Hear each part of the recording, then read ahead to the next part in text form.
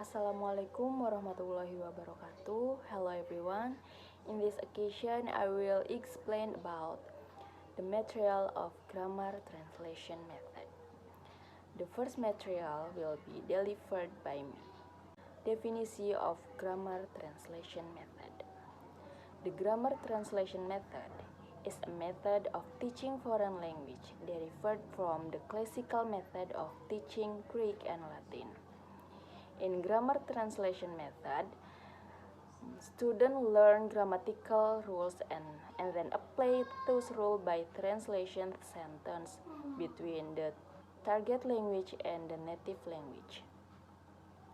The advanced student may be required to translate whole text word by word. The method has two main goals.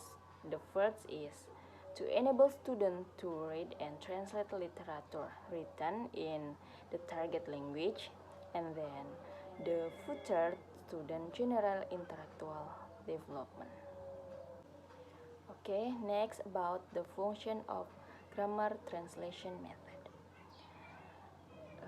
The function of the grammatical translation method, namely as the implementation of students in learning grammar rules and then applying those rules to translate sentence between the target language and their native speaker.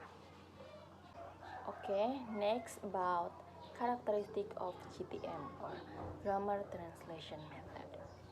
There are 5 characteristics of GTM. The first is clauses is taught in the mother tongue. Much vocabulary is taught in the form or list of isolated words. Third, little or no attention is given to pronunciation. Fourth, reading to difficult text is begin early. And the last, long elaborate explanation of the inherent cases of grammar are given. Next, why would I use this method? There are 3 reasons why would I use this method. The first, GTM focus on the application of grammar and correct sentence structure.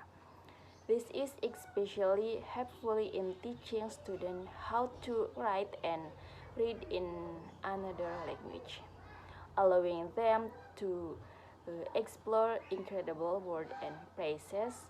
For example, different words for different tenses, more effectively than a verbal teaching method. Second, tests of grammar rules and of translation are easy to contrast. And the last, class activity or learning games are rarely necessary, as students are translation text to another language directly. Teachers who are not fluent in English but fluent in the other language that the student preliminary use can teach English using this approach, as the emphasis is not the spoken word but not on translation. Okay, next about strength of GTM. The first, students learn a lot of vocabulary. Second, reading and writing skills are excelled. And the last, it activities student a memory. Next, weakness of GTM. The first, poor listening and speaking. Second, unnatural and incorrect pronunciation. And the last, GTM is not creative and engaging for students. Okay, I will continue with the material that has conveyed by 1990.